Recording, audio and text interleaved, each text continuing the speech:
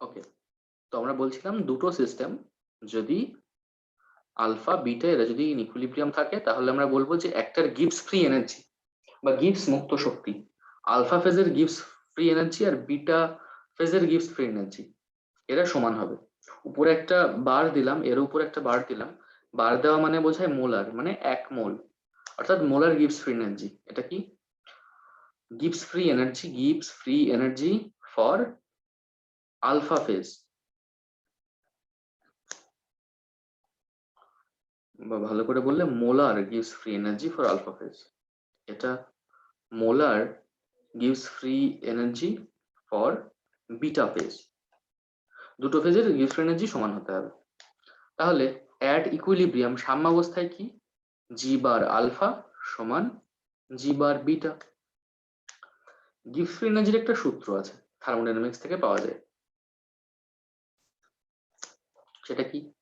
জি সমান হচ্ছে VDP minus S DT. এখানে ভি মানে হচ্ছে ভলিউম, পি মানে প্রেসার, এস মানে হচ্ছে এন্ট্রপি, টি মানে টেম্পারেচার। এই টার্মগুলো জানা আছে তো? কোনটা কি ফ্রম থার্মোডাইনামিক্স? না লিখে দেবো? আচ্ছা, জানা আছে। ওকে,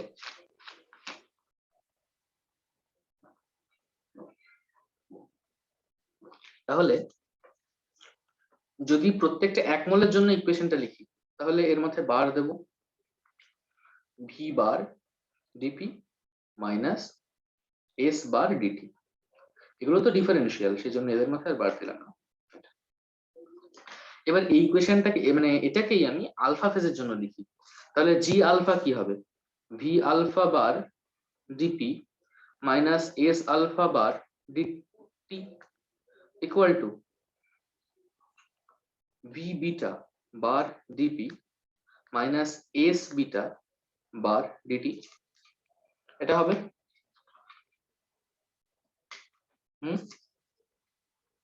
হ্যাঁ স্যার। আচ্ছা, এই এস বিটা ডিটি কে ওপাশে নিয়ে যাওয়া যেতে পারে, গেলে ডিটিটা কমন নেওয়া যেতে পারে এটা আর এটার থেকে। আর এইটাকে ওপাশে নিয়ে গিয়ে ডিপি কমন নেওয়া যেতে পারে, সেখান থেকে ডিপি বাই ডিটি কি হবে সেটা আমাকে তোমরা বলবে। করো, DP by DT.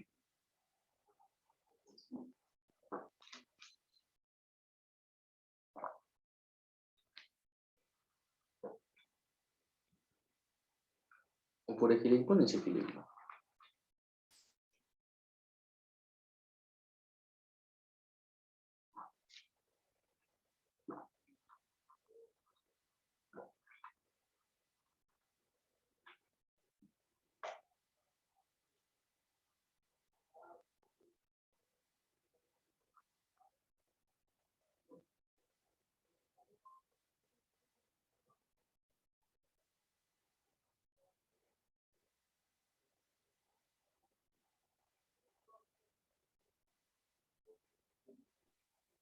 Sir, S beta minus S alpha by V beta minus V alpha.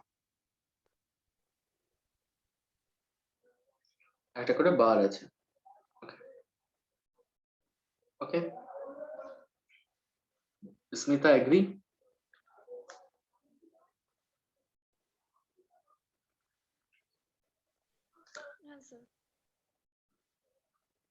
আচ্ছা, অ্যাট ইকুইলিব্রিয়াম জি আলফা সমান জি বিটা, তার মানে ডেল্টা জি মানে জি এর চেঞ্জ, এটা জিরো না? আমরা একটা হ্যাঁ formula, sir. Delta G equal to delta H minus T delta S, খুব কমন একটা ইকুয়েশন। ডেল্টা এইচ মানে হচ্ছে change in enthalpy, delta S মানে হচ্ছে চেঞ্জ ইন এনট্রপি। লিখে দেবো এটা, ডেল্টা এইচ সমান চেঞ্জ ইন এনথালপি মানে এনথালপির পরিবর্তন, আর ডেল্টা এস মানে হচ্ছে চেঞ্জ ইন এনট্রপি, এনট্রপির পরিবর্তন। তাহলে ডেল্টা যদি জিরো হয়ে যায় তাহলে ডেল্টা এস কি হবে বল? ডেল্টা এইচ বাই টি হয়ে যাবে না? হবে? হ্যাঁ স্যার হবে। এস বিটা মাইনাস এস আলফাকে আমি ডেল্টা এস লিখতে পারি by V beta bar minus V alpha bar. এবার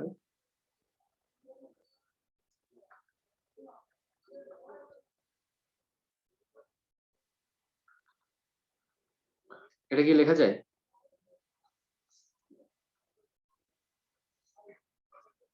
হুম, ডেল্টা এসটাকে পাল্টে ডেল্টা এইচ বাই টি লিখলাম, এই যে এখান থেকে। ক্লিয়ার হলো?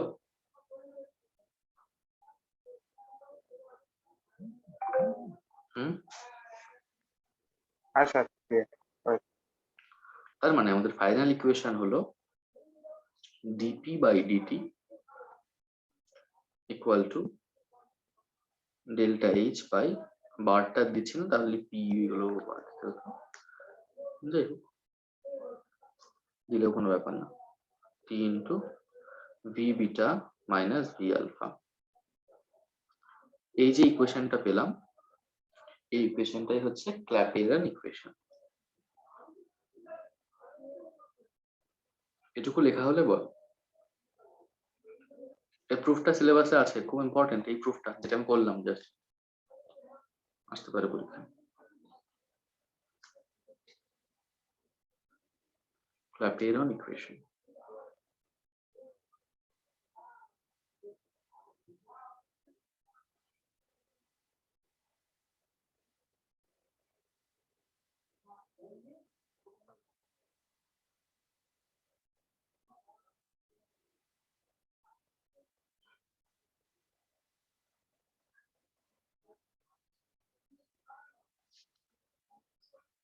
হচ্ছে লেখা? স্যার বল। ইকুয়েশনের নামটা এটা হচ্ছে CLAPEYRON, ক্ল্যাপেরন ইকুয়েশন।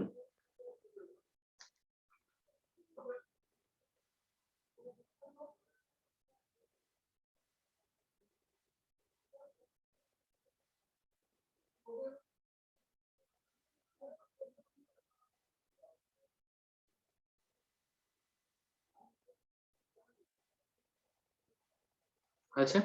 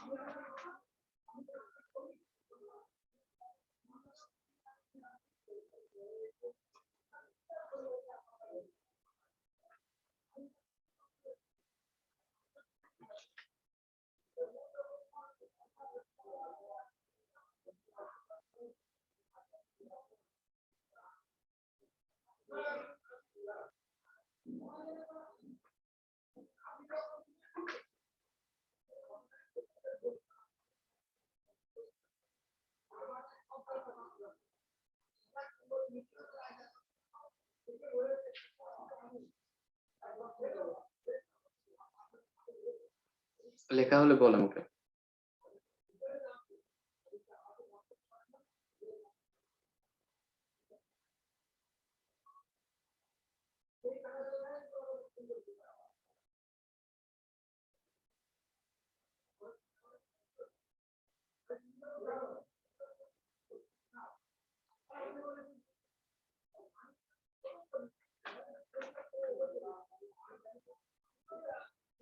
স্যার আমার হয়ে গেছে।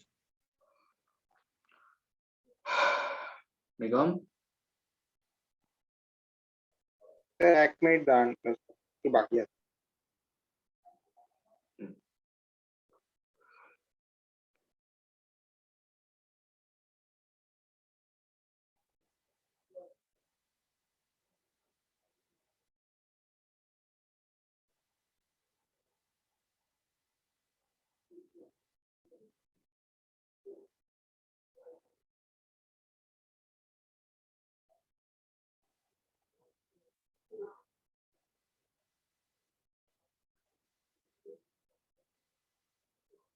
হ্যাঁ স্যার হয়ে গেছে। ওকে, এবার আমরা একটু ব্যাকে যাবো। একটা জিনিস প্রুফ আমরা ছেড়ে এসেছিলাম, যে গিভস ফেজ রুল, যেটা f equal to C minus P plus two, এই প্রমাণটা, এটা কিন্তু ইম্পর্টেন্ট খুব। এটা হচ্ছে বললাম গিভস ফেজ রুল। এর প্রুফটা আমরা দেখি কিভাবে করা যাবে। f মানে হচ্ছে, f মানে কি বলেছিলাম, টোটাল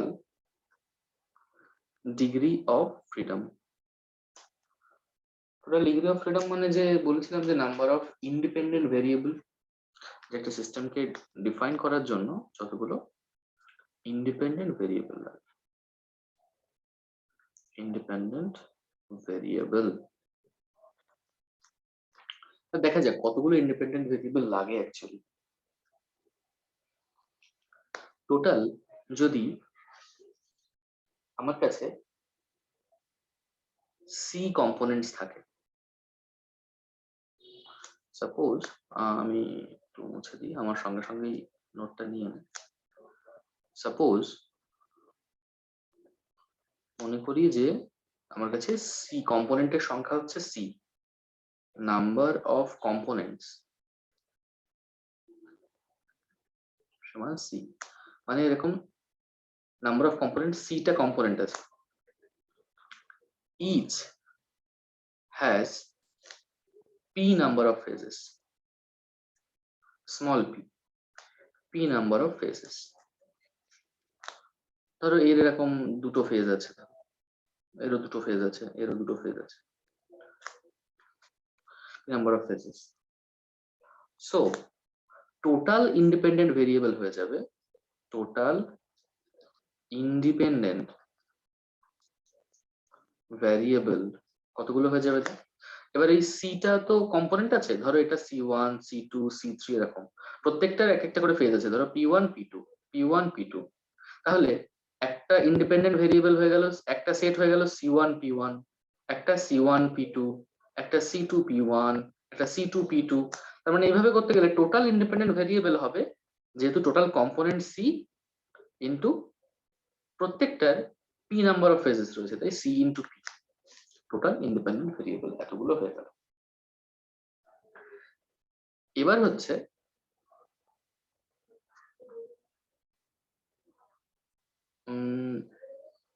কনস্ট্রেন্টস বলে একটা জিনিস আছে। কনস্ট্রেন্টস মানে কি? কনস্ট্রেন্টস মানে হচ্ছে ইন্ডিপেন্ডেন্ট ভেরিয়েবল গুলোর মধ্যে, এতগুলো তো ইন্ডিপেন্ডেন্ট ভেরিয়েবল, এবার এর মধ্যে কিছু ডিপেন্ডেন্ট জিনিসপত্র আছে, সেগুলোকে আমাকে বাদ দিতে হবে। তো সেটা বের করার জন্যই আমরা করব কনস্ট্রেন্টস বলে একটা টার্ম। সেটা কি? ধরো এখানে সি এতগুলো কম্পোনেন্ট রয়েছে, এবার এই প্রত্যেকটি ক্ষেত্রে, প্রত্যেক টাইপের কম্পোনেন্টের ক্ষেত্রে তাদের মোল ফ্র্যাকশনের যোগফল কিন্তু এক। ধরো মানে এরকম বলতে পারি, summation of xi mole fraction of ith component সমান 1, summation of x of j তম কম্পোনেন্ট সেটা 1, মানে মোল ফ্র্যাকশনের যোগফল তো 1 হয়। এইভাবে টোটাল যতগুলো ফেজ আমরা ততগুলো ইকুয়েশন পাবো। So p number of equations, p number of equations. তো এই হচ্ছে আমাদের কনস্ট্রেন্টস। এবার তাহলে টোটাল তো সিপি ছিল, এর থেকে এই p নাম্বার অফ ইকুয়েশনস এইগুলো কিন্তু বাদ যাবে, কারণ আমি টোটাল ইন্ডিপেন্ডেন্ট ভেরিয়েবল চাইছি, আর এগুলো তো ডিপেন্ডেবল, প্রত্যেকটা ইকুয়েশন তো ডিপেন্ডেন্ট।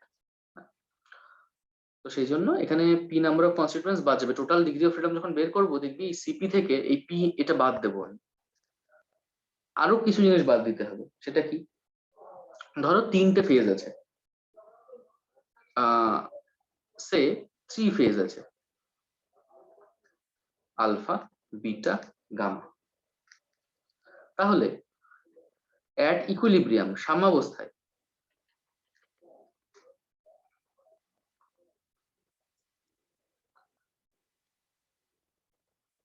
কনস্টিটুয়েন্ট কত হবে? তিনটে জিনিস আছে, আলফা বিটা গামা, তার মানে 3 মাইনাস, যেহেতু ওরা ইকুইলিব্রিয়ামে আছে, মানে আলফা বিটার সঙ্গে ইকুইলিব্রিয়ামে আছে, বিটা গামার সঙ্গে ইকুইলিব্রিয়ামে আছে, তাহলে 3 মাইনাস 2 হয়ে যাবে।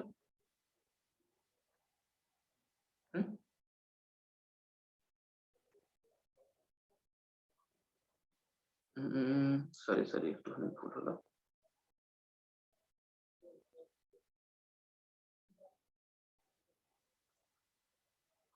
ধরো আলফা বিটা গামা তিনটে ফেজ আছে, ইকুইলিব্রিয়ামে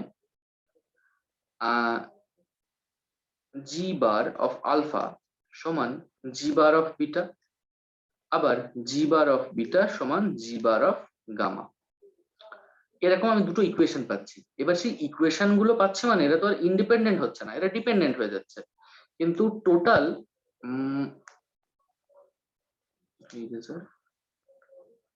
টোটাল ভেরিয়েবলস হচ্ছে সি, ইন্ডিপেন্ডেন্ট না, একটু জটিল জায়গাটা। টোটাল ভেরিয়েবল হচ্ছে সিপি,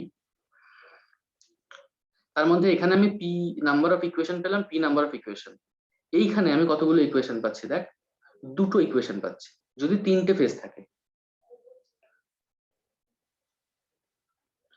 অ্যাকচুয়ালি যতগুলো ফেজ থাকছে তার থেকে একটা কম আমি পাচ্ছি ইকুয়েশন।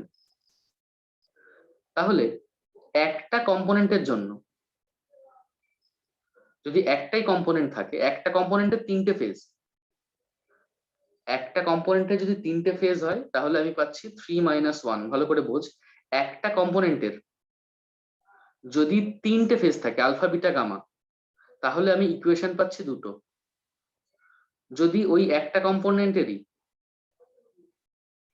যদি চারটে ফেজ থাকতো তাহলে আমি ইকুয়েশন পেতাম কিন্তু তিনটে। দেখ আলফা বিটা গামা ডেল্টা যদি লিখতাম তাহলে এখানে তিনটে ইকুয়েশন পেতাম, তাহলে তখন আমি এরকম লিখতাম যে 4 মাইনাস 1 3। যদি তিনটে ফেজ হতো চারটে ফেজ হতো, কিন্তু এখানে আমার ফেজ কতগুলো আছে, পি সংখ্যক ফেজ আছে। একটা কম্পোনেন্টে যদি পি সংখ্যক ফেজ থাকে তাহলে পি মাইনাস 1 এতগুলো হয়ে যাবে আমার ইকুয়েশন। আর কম্পোনেন্ট একটা ধরে এই হচ্ছে, তাহলে অ্যাকচুয়ালি কম্পোনেন্ট তো আছে সি, তাহলে টোটাল এখানে আমার হয়ে যাবে সি ইন্টু পি মাইনাস 1। তাহলে আমার total number of independent variable বের করতে গেলে টোটাল হচ্ছে সিপি ভেরিয়েবল, তার মধ্যে ডিপেন্ডেন্ট গুলো বাদ দিতে হবে। এই যে পি খানা ইকুয়েশন পেলাম আমি, এটা বাদ দিতে হবে। আবার এই সি ইন্টু পি মাইনাস 1 এতগুলো ইকুয়েশন পাচ্ছি, এটা বাদ দিতে হবে। এবং এর সঙ্গে একটা জিনিস যোগ করতে হবে, সেটা হচ্ছে 2। টোটাল নাম্বার অফ ইন্ডিপেন্ডেন্ট ভেরিয়েবলের মধ্যে বাই ডিফল্ট টেম্পারেচার এবং প্রেসার এই দুটো পড়ে, তো তার জন্য এই দুটো প্যারামিটারের জন্য এই এক্সট্রা 2 যোগ করা। তাহলে কি হচ্ছে টোটাল দেখ, সিপি আর এই সিপি কেটে যাচ্ছে, তাই এখান থেকে সি মাইনাস পি প্লাস 2 চলে আসবে, total number of independent variable. এখান থেকে আমরা লিখতে পারি F equal to C minus P plus 2। হলো প্রমাণ।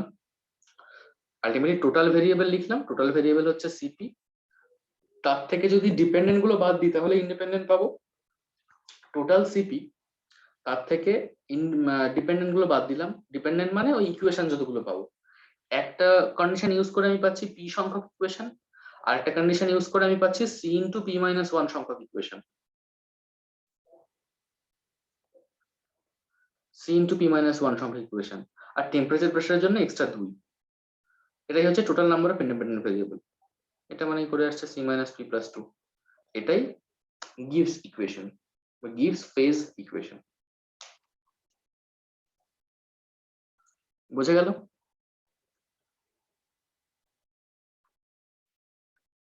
হ্যাঁ স্যার। ওকে, একটা স্ক্রিনশট নিয়ে দরকার হলে কথা দিয়ে দেবো, লেখা না হলে স্ক্রিনশট নিয়ে আছে। হ্যাঁ স্যার হয়ে গেছে। ওকে, সিলেবাসে রয়েছে one component system. One component system, তার মধ্যে অ্যাকচুয়ালি জেনারেলি পড়া হয় ওয়াটার, তারপরেই পড়া হয় CO2, তারপরেই পড়া হয় সালফার। সিলেবাস আমি দেখছিলাম শুধু ওয়াটার আর সালফার রয়েছে, সেগুলোটাও করিয়ে দেবো। ওয়াটার থেকে একবারে Sir, সালফার। হুম two component system আছে না? আছে তো। ওয়ানের মধ্যে জেনারেলি এই তিনটে পড়া হয়, তার মধ্যে দুটো তো সিলেবাসে আছে, সিওরুটা নেই, তবে সিওরুটাও একবারে করিয়ে দেবো। ওকে, না হলে সালফারটা বুঝতে প্রবলেম হবে, ওয়াটার থেকে একবারে সালফারে যাও। ইজি টু ডিফিকাল্ট, আস্তে আস্তে। হ্যাঁ, ওয়ান কম্পোনেন্ট সিস্টেম ওয়াটার, তার জন্য আমাদেরকে ফেজ ডায়াগ্রাম শিখতে হবে। ফেজ ডায়াগ্রাম, এখানে প্রত্যেকটা জিনিসই নতুন, তাই ভালো করে শেখার চেষ্টা কর। খুব সহজে, খুব কমপ্লেক্স আমি করব না।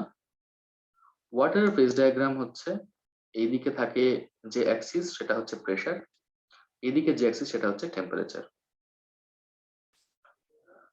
ফেজ ডায়াগ্রাম ওয়াটারের দেখতে এরকম, এই এই এরকম হচ্ছে ওয়াটারের ফেজ ডায়াগ্রাম, এরকম দেখতে। এবার এটা দিয়ে কি বোঝাচ্ছে, কি জিনিস এটা দেখা যাক। এই যে জোনটা, এই এই এই যে অঞ্চলটা, এখানে তিনটে এরিয়া আছে, এই একটা এরিয়া, এই একটা এরিয়া, আর এই একটা এরিয়া। এখানে আমি একটা পয়েন্ট জাস্ট মার্ক করে রাখি, এর এই পাশ নিয়ে আমরা কথা বলবো, ও পাশে আর যাবো না। এই তিনটে এরিয়া, এই কার্ভের মধ্যে তিনটে এরিয়ার তিনটে সিগনিফিকেন্স রয়েছে। কি কি? প্রথম এরিয়াটা সিগনিফাই করে এই রিজিয়নে, অর্থাৎ এই রিজিয়নে যে যতগুলো পয়েন্ট পাবো সেখানে এই ততগুলো পয়েন্টে, অর্থাৎ সেই টেম্পারেচার প্রেসারে ওয়াটার থাকবে সলিড, এই রিজিয়নে থাকবে লিকুইড, এই রিজিয়নে থাকবে গ্যাস। ধর এরকম একটা পয়েন্ট নেই, এর করেসপন্ডিং একটা নির্দিষ্ট প্রেসার থাকবে, এর একটা নির্দিষ্ট টেম্পারেচার থাকবে। অ্যাকচুয়ালি দেখা যাবে ওই টেম্পারেচার প্রেসারে যদি আমি জলকে নিয়ে যাই তাহলে আমি জলকে গ্যাস হিসেবে পাবো। That is idea. এই ফেজ ডায়াগ্রামকে এক্সপ্লেন করতে বলা হয়, যে এই ডায়াগ্রাম ওয়াটারের ফেজ ডায়াগ্রামকে এক্সপ্লেন করো, তাহলে আমি বলবো হ্যাঁ ওয়াটারের ফেজ ডায়াগ্রাম এইটা, তাতে তিনটে এরিয়া থাকে, এই এরিয়াটাকে সলিড বলে, এটাকে লিকুইড বলে, এটাকে গ্যাস বলে। এই গ্রাফের মধ্যে আর কি কি দেখতে পাচ্ছি লাইন দেখতে। এই লাইনগুলো কি ইন্ডিকেট করে? এই লাইনটা ইন্ডিকেট করে সলিড লিকুইড ইকুইলিব্রিয়াম। এই লাইনটা কি ইন্ডিকেট করে? Liquid gas equilibrium. এই লাইনটা কি ইন্ডিকেট করে নিগম বল? Solid gas equilibrium. ওকে, তাহলে আমি এরিয়া, তিন রকমের এরিয়া দেখালাম, তিন রকমের লাইন দেখালাম, আর কি আছে? এদের এই কানেকশন পয়েন্টটা আছে, এই পয়েন্টে কে কে ইকুইলিব্রিয়ামে থাকবে?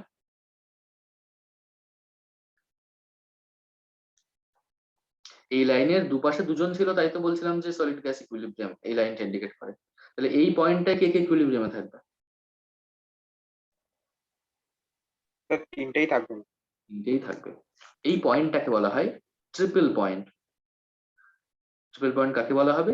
যে পার্টিকুলার টেম্পারেচার প্রেসারে বা যে পার্টিকুলার পয়েন্টে সলিড, কোন একটা সাবস্টেন্সের সলিড লিকুইড গ্যাস তিনটে ফেজই কোএক্সিস্ট করে, সেটাকে ট্রিপল পয়েন্ট বলে। অল থ্রি ফেজ কোএক্সিস্ট, সেটাই হচ্ছে ট্রিপল পয়েন্ট। ক্লিয়ার? তাহলে এই কার্ভের অঞ্চলগুলো বোঝা গেল।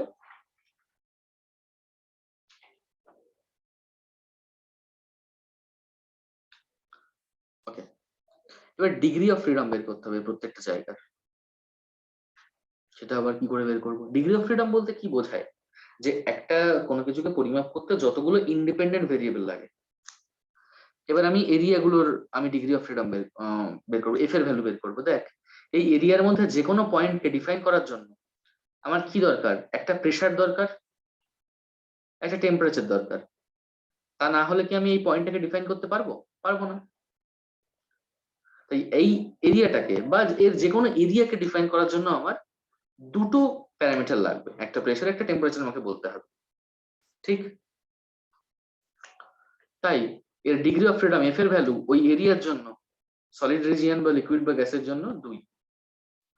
কিন্তু লাইনের উপরে, যদি লাইনের উপরে বলি, ধর এই লাইনের উপরে, যে কোনো পয়েন্ট আমি যদি একটা নির্দিষ্ট প্রেসার বলে দিই যে এই লাইনের উপরে এই প্রেসার, তাহলে কি এই পয়েন্টটাকে ডিফাইন করার জন্য আমার টেম্পারেচার বলার দরকার আছে?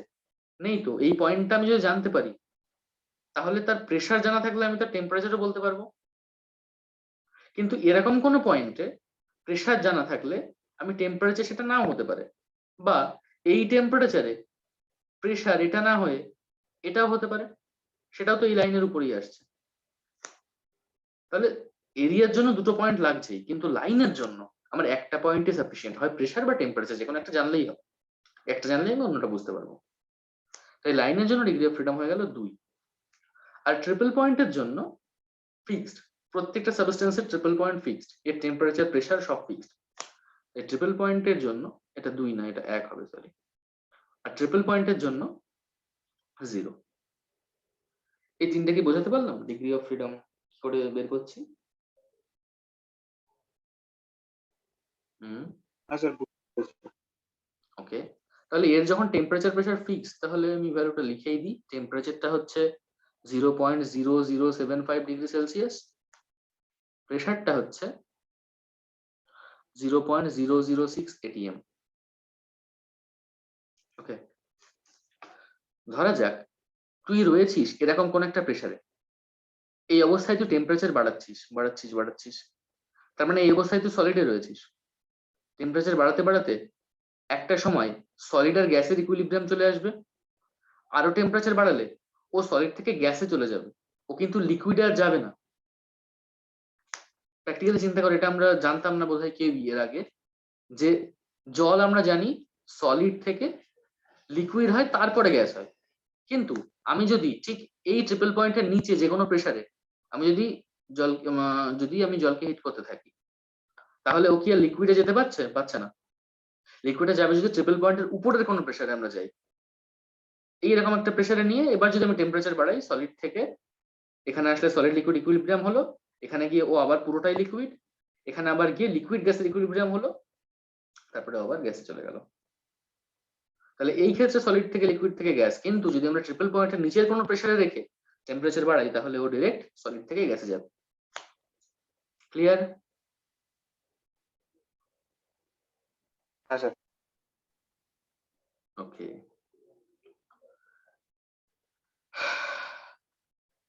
এই যে কার্ভটা, সলিড থেকে গ্যাস হওয়াকে সাবলিমেশন বলে।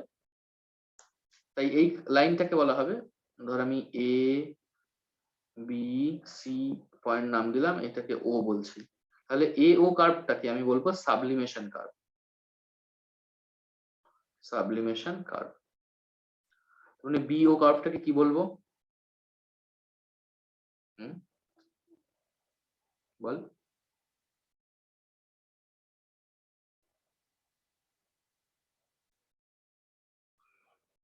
বি ও কার্ভে কে কে ইকুইলিব্রিয়ামে আছে? বি ও লাইনের উপর কে কে ইকুইলিব্রিয়ামে আছে? স্যার লিকুইড আর সলিড। তাহলে সলিড থেকে লিকুইড হওয়াকে কি বলে? কন্ডেনসেশন বা লিকুইফিকেশন। Liquefaction curve. আর ও সি কে কি বলবো? লিকুইড থেকে গ্যাস হওয়াকে কি বলে? ভেপারাইজেশন। Vaporisation curve. বোঝা গেল? আচ্ছা। কার্ভের স্লোপ, স্লোপ মানে তো বাংলায় বলা হয় নতি। মানে কোন একটা কার্ভে যদি এরকম কার্ভ থাকে, তাহলে এগুলো পজিটিভ স্লোপ নেগেটিভ স্লোপ। আর যদি কার্ভ এরকম থাকে, কোন ক্ষেত্রে পজিটিভ স্লোপ হচ্ছে, কোন ক্ষেত্রে নেগেটিভ স্লোপ হচ্ছে।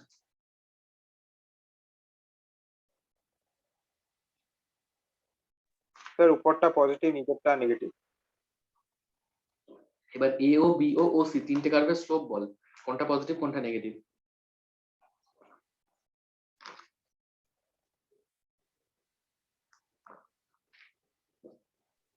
Sir AO positive, BO negative, OC positive. Excellent. Okay, জলের এই ফেজ ডায়াগ্রাম যদি বলা হয় জলের ফেজ ডায়াগ্রামকে এক্সপ্লেন করো, তাহলে ফেজ ডায়াগ্রাম একে অনেক কথা বললাম, এই সবগুলো পরপর গুছিয়ে লিখতে হবে। ক্লিয়ার? হ্যাঁ স্যার। সিম্পল, কিন্তু মানে খুব জটিল কিছু নেই। আগে লিখবি যে কতগুলো রিজিয়ন আছে, কতগুলো এরিয়া আছে, প্রত্যেকটা এরিয়া কি ইন্ডিকেট করে, তারপর তিনটে লাইন আছে, সেই তিনটে লাইন কি ইন্ডিকেট করে, তারপর একটা পয়েন্ট আছে, সেই পয়েন্টটা কি ইন্ডিকেট করে, হয়ে গেল। তারপর প্রত্যেকটার ক্ষেত্রে ডিগ্রি অফ ফ্রিডম বলবি 2 1 0। তারপর ট্রিপল পয়েন্ট কি বলবি, এখানে ট্রিপল পয়েন্টের টেম্পারেচার আর প্রেসারটা যদি মনে থাকে সেটা বলে দিলি। ট্রিপল পয়েন্ট কেন বলছি, কারণ এখানে তিনটে ফেজ একসঙ্গে কোএক্সিস্ট করছে। আর কোন লাইনটাকে কি লাইন বলি সেটা। এটা বলতে পারবি যে ট্রিপল পয়েন্টের নিচে কোনো প্রেসারে যদি আমি থাকি, সেই অবস্থায় যদি টেম্পারেচার বাড়ে তাহলে সলিড থেকে ডিরেক্ট আমি গ্যাসে যাব, এবং ট্রিপল পয়েন্টের উপরে যদি কোনো আমি প্রেসারে যাই তাহলে আগে সলিড থেকে লিকুইড যাব, লিকুইড থেকে গ্যাসে যাব। হয়ে গেল। স্লোপও বলে দিবি। ওকে,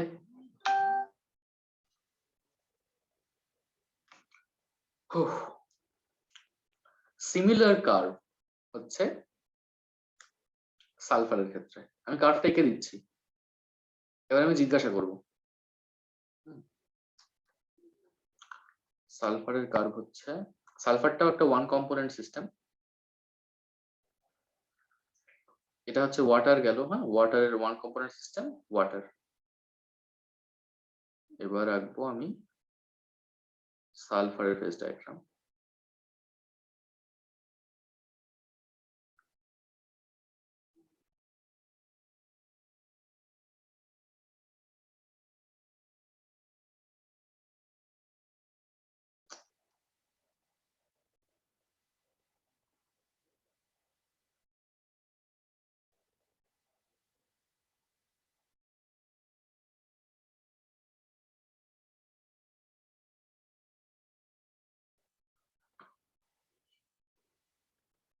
এই পয়েন্টটার নাম দিলাম এক্স, এই পয়েন্টটার নাম দিলাম ও, এই পয়েন্টটার নাম দিলাম ওয়াই, এই পয়েন্টটার নাম দিলাম জেড, এই এরিয়াটার নাম দিলাম 1 নম্বর এরিয়া, এটা 2 নম্বর এরিয়া, এটা 3 নম্বর এরিয়া।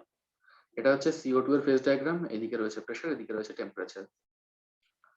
স্মিতা বল, 1 নম্বর রিজিয়নটা কাকে ইন্ডিকেট করে, কোন ফেজকে ইন্ডিকেট করে? Solid, liquid, gas?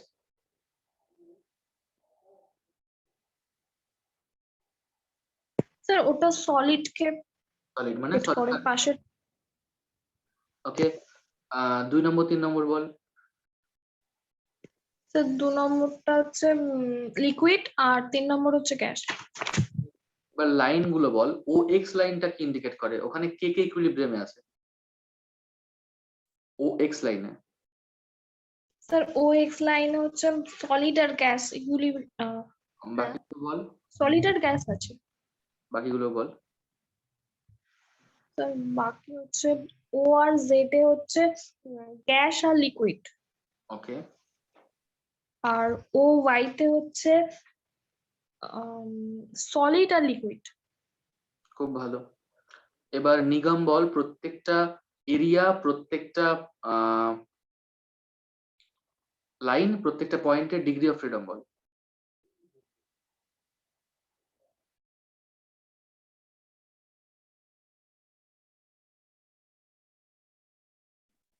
স্যার এরিয়াটা হুম,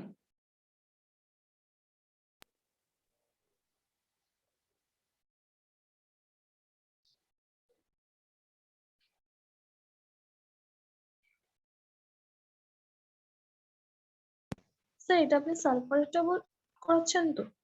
না, লেখা আছে কার্বন ডাই অক্সাইড করাচ্ছি।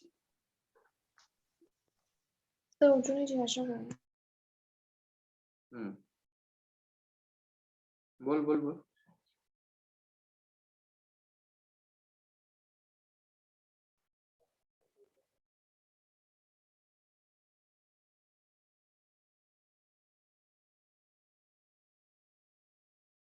কি হলো নিগম? স্মিতাই বল। স্যার নিগম তো বলছে না।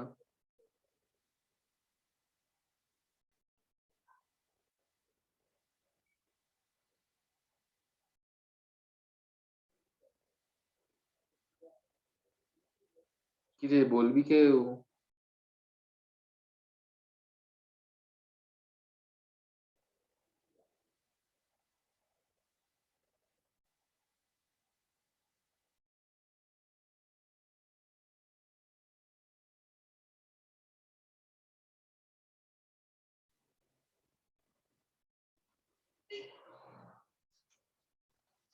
স্যার ডিগ্রি অফ ফ্রিডম এরিয়াতে তো দুটোই থাকবে, থাকবে তো। আর লাইনে একটা থাকবে আর ওই ট্রিপল পয়েন্টে 0। ওকে, আচ্ছা এবার স্মিতা এবার শ্লোক বল, নতি বল, কোন কার্ভের নতি কেমন?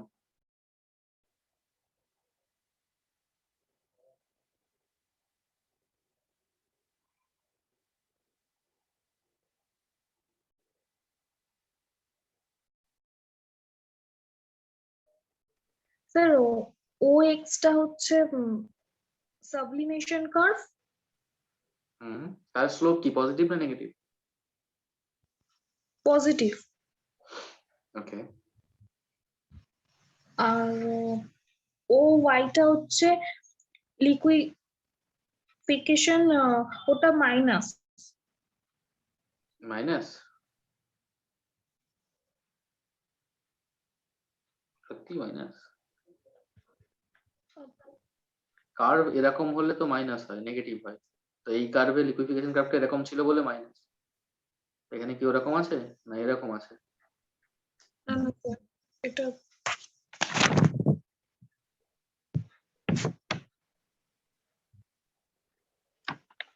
এটা প্লাস। আর ও জেডটা হচ্ছে ভেপারাইজেশন, ওটাও প্লাস।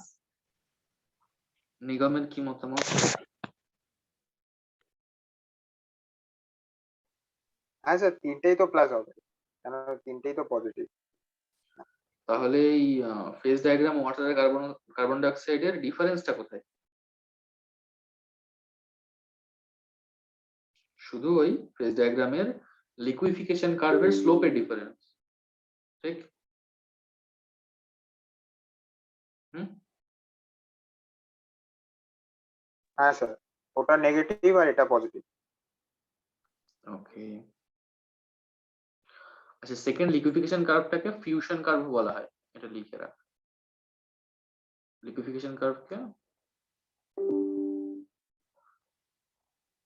ফিউশন কার্ভ বলা হয়। ওকে, ফিউজ করা মানে তাই। এবার সালফার সিস্টেম, শুনতে পাচ্ছিস তো কথা? হ্যাঁ স্যার। এবার সালফার সিস্টেম করতে হবে। সালফার সিস্টেমটা একটু কমপ্লেক্স এবং আমি চাইবো যে তোরাই বলবি সেটা। দেখ বলতে পারিস কিনা। সালফার সিস্টেমে এর আগে যেমন একটা কম্পোনেন্ট ছিল, ওয়াটার একটা কম্পোনেন্ট ছিল, ওয়াটার একটা কম্পোনেন্ট, একটা তার তিনটে ফেজ ছিল, সলিড লিকুইড গ্যাস।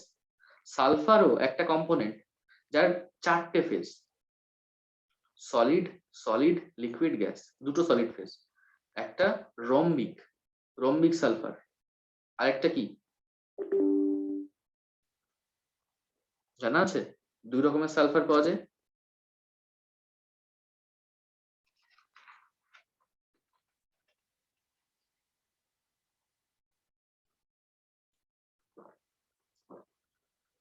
মনোক্লিনিক আর লিকুইড আর গ্যাস তো আছে। তাহলে এর ফেজ ডায়াগ্রামটা দেখতে এরকম হয় যে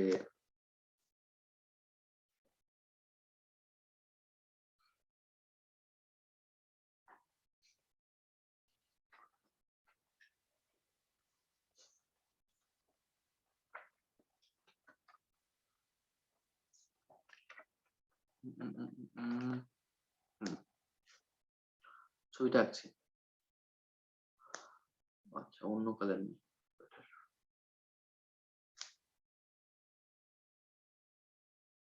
এই এই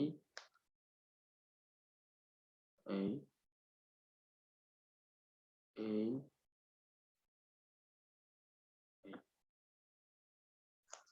এক্সিসে প্রেসার, এক্সিসে টেম্পারেচার। এই রিজিয়নে থাকছে সালফার রোম্বিক, এই রিজিয়নে থাকছে সালফার মনোক্লিনিক, এই রিজিয়নে থাকছে লিকুইড, এই রিজিয়নে থাকছে গ্যাস বা ভেপার। ভেপারই বলবো, গ্যাস না, ভেপার। লাইনগুলোর আমি নাম দিই, A B C D E F. ঠিক আছে, এবার বলবি যে নিগম বল এ বি লাইনে কারা কারা ইকুইলিব্রিয়ামে আছে?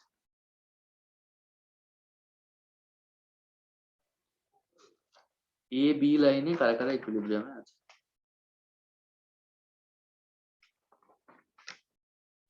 স্যার ওই রম্বিক আর গ্যাস। আচ্ছা, বাকিগুলো স্মিতা বল, প্রত্যেকটা লাইন বল, তাতে কি কি ইকুইলিব্রিয়ামে আছে বল।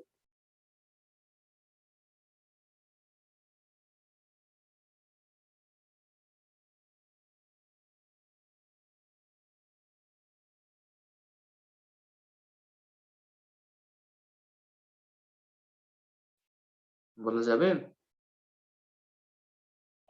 না স্যার পারবো না। তাহলে নিগম চেষ্টা কর, বল এই লাইনে কে কে ইকুইলিব্রিয়ামে আছে? বি সি লাইনে মনোক্লিনিক আর গ্যাস। ভেপার, মনোক্লিনিক আর ভেপার। আচ্ছা, Okay. ইসি লাইনে তাড়াতাড়ি বল, তাড়াতাড়ি বল। Monoclinic liquid. Monoclinic liquid. BE লাইনে? Rhombic monoclinic. ইএফ লাইনে?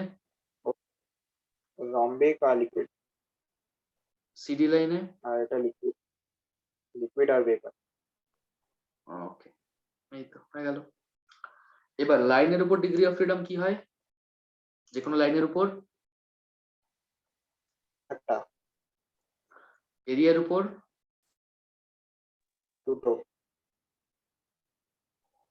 ট্রিপল পয়েন্টের উপর? জিরো। জিরো। ট্রিপল পয়েন্ট কাকে বলি? যখন তিনটে ফেজ কোএক্সিস্ট করে তাকে ট্রিপল পয়েন্ট বলি। এই ছবিতে কি মনে হচ্ছে যে কতগুলো, একটা প্রশ্ন করি, question, how many triple point are there? How many triple point আছে?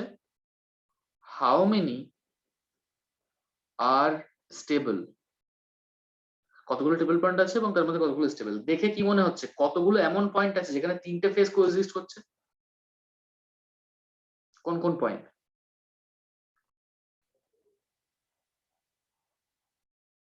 স্যার একটা বি, একটা বি পয়েন্ট। তাতে কে কে কোএক্সিস্ট করছে? Sir rhombic, vapour, monoclinic. Rhombic, vapour, monoclinic. বেশ, আর? তারপরে সি, মনোক্লিনিক, লিকুইড, ভেপার। পরেরটা স্মিতা বল।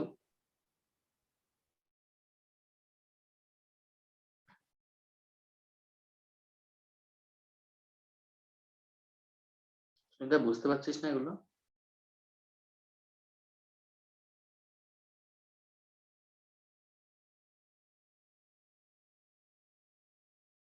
কিছু তো বল, হ্যাঁ না।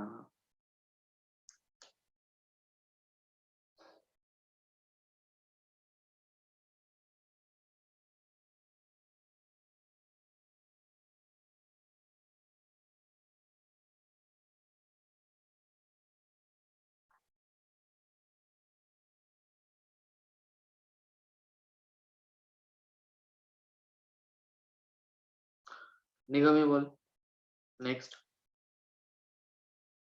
Next triple point.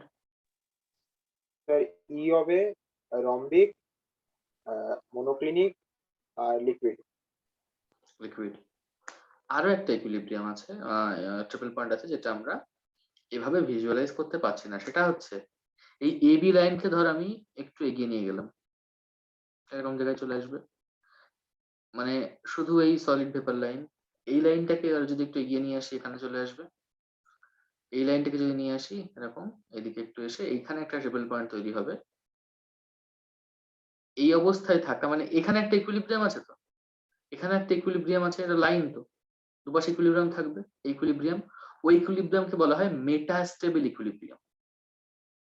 এটা স্টেবল না ইকুইলিব্রিয়াম। এটা অ্যাকচুয়ালি কেমন ব্যাপারটা, ধর এই অবস্থায় তো লিকুইডে আছে ধর, বা লিকুইড ভেপারে ইকুইলিব্রিয়াম আছে, সেটাকে ঠান্ডা করতে করতে প্রেসার কমাতে কমাতে এভাবে আস্তে আস্তে এই পজিশনে এসে তো ওকে অ্যাকচুয়ালি এই নতুন ইকুইলিব্রিয়াম তৈরি হওয়ার কথা ওর, কিন্তু মাঝে মাঝে এরকম খুব তাড়াতাড়ি যদি এই চেঞ্জটা করা হয় এখানে না এসে ও আরো কিছুটা এভাবে সরে যায়, এবং কিছুক্ষণ রেখে দিলে হঠাৎ মানে ও তো একটু বেশি চলে এসছে, অ্যাকচুয়ালি আসা উচিত এখানে, ও সঙ্গে সঙ্গে আবার এখানে গিয়ে এখানে শিফট করে যায়, এবং এই অবস্থায় ও খুব কম সময় থাকে, এটা খুব একটা স্টেবল না, তাই এটাকে বলা হয় মেটাস্টেবল ইকুইলিব্রিয়াম। এবং তাই তাদের দিয়ে একটা ট্রিপল পয়েন্ট এখানে তৈরি হয়। ওকে, তো এখানে কি কি ইকুইলিব্রিয়ামে থাকবে তাহলে, এইখানে এই রম্বিক, ভেপার আর লিকুইড, জি পয়েন্ট আমি ওটার নাম দিই রম্বিক, ভেপার, লিকুইড। তাহলে টোটাল 4টে ট্রিপল পয়েন্ট আছে, যার প্রত্যেকটা ডিগ্রি অফ ফ্রিডম কিন্তু 0, তার মধ্যে এই 3টে স্টেবল, আর এটা স্টেবল না, এটা মেটাস্টেবল। ক্লিয়ার? হ্যাঁ স্যার। আর স্লোপ প্রত্যেকটা লাইনের পজিটিভ, তাই না?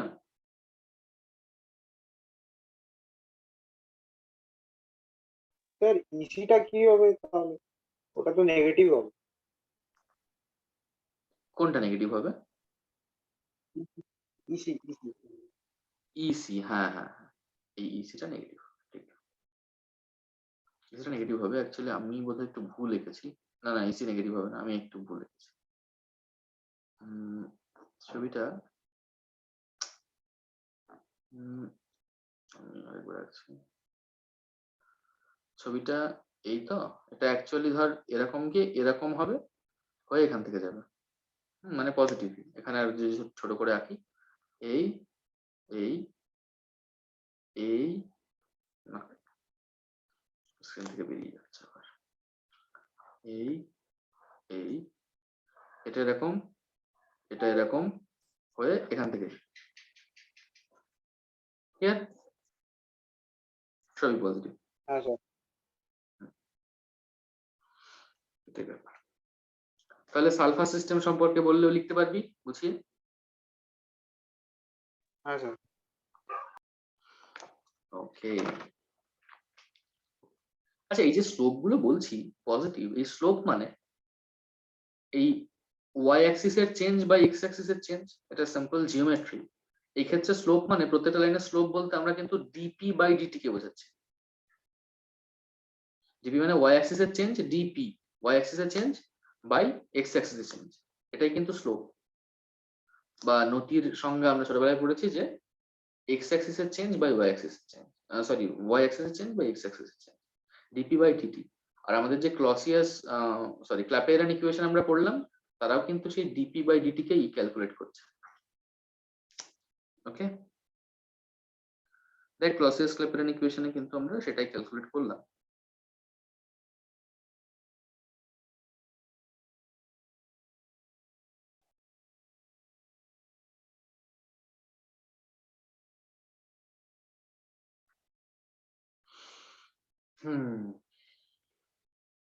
তাহলে আজকের ক্লাসে কোনো কনফিউশন?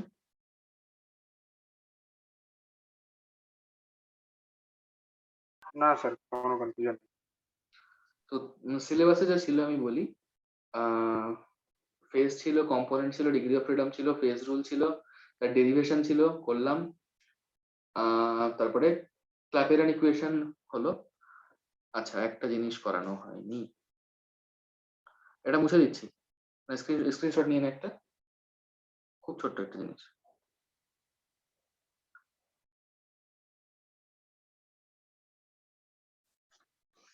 হ্যাঁ স্যার, হয়ে গেছে।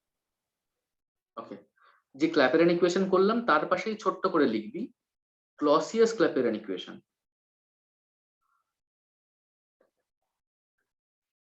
ক্ল্যাপেরান ইকুয়েশন, তো ক্ল্যাপেরানের একটু এক্সটেনশন হচ্ছে ক্লসিয়াস ক্ল্যাপেরান, একটুখানি বেশি। কি বেশি? ধরো একটা সিস্টেম লিকুইড থেকে গ্যাসে যাচ্ছে, লিকুইড গ্যাসের একটা ইকুইলিব্রিয়াম আছে। তাহলে দুটো ডিফারেন্ট স্টেট, আলফা স্টেটটা ধরা যাক লিকুইড স্টেট আর বিটা স্টেটটা ধরা যাক গ্যাসের স্টেট। তাহলে ডিপি বাই ডিটি এটা যদি বের করতে চাই তাহলে delta H bar by T into V of gas minus V of liquid লেখা যাবে।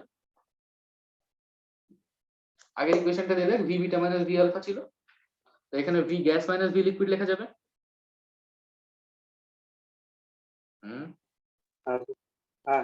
আর এই যে enthalpy change, molar enthalpy change liquid থেকে গ্যাসে, হ্যাঁ, এটাকে ডিনোট করা হয় এলভি, ল্যাটেন্ট হিট নাম শুনেছিস নিশ্চয়ই, ল্যাটেন্ট হিট অফ ভেপারাইজেশন, বাষ্পীভবনের লীন তাপ, ল্যাটেন্ট হিট অফ ভেপারাইজেশন বাংলায় হচ্ছে বাষ্পীভবন। লিকুইড থেকে গ্যাস মানে তো বাষ্পীভবন, বাষ্পীভবনের লীন তাপ। তাই আমি কি লিখবো final equation, DP by DT equal to L V zero by T VG minus VL. তাহলে যেটা ক্ল্যাপেরান ইকুয়েশন সেটাকেই যদি আমি অ্যাপ্লাই করি লিকুইড থেকে গ্যাস কনভার্সনের জন্য, সেটাকে আমি বলবো ক্লসিয়াস ক্ল্যাপেরান ইকুয়েশন। ক্লিয়ার? হ্যাঁ স্যার। বেশ, সিলেবাসে তারপর রয়েছে phase diagram of water and sulphur. Carbon ডাইঅক্সাইডটাও যে কোনো বইয়েই কার্বন ডাইঅক্সাইড ওয়াটারকে ডিসকাস করা হয় প্রথমে, তারপরে কার্বন ডাইঅক্সাইড, তারপরে সালফার। তো তিনটে আসলেই পারবি।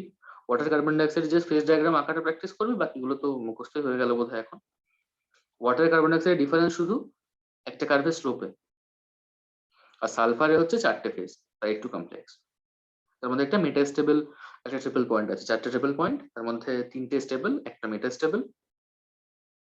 এই নেক্সট রয়েছে two component system, eutectic mixture, congruent melting point, incongruent melting.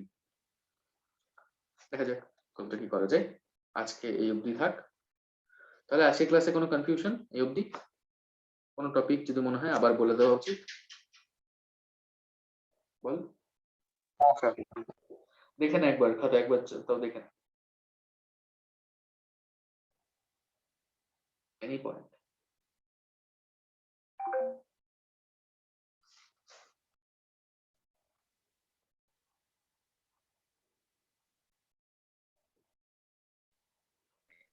Sir এটা নোটসটা দিয়ে দেবেন তবে।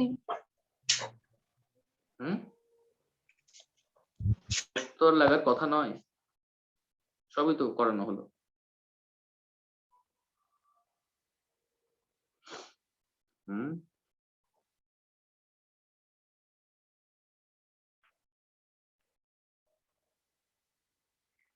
ক্লাসটা ভালো করে ফলো করলে নোটের দরকার হবে না।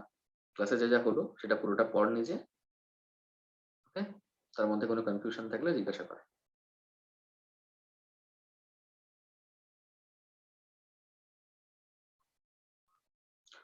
ওকে, তো আজকে ক্লাস এই অবধি। Meet you in next class.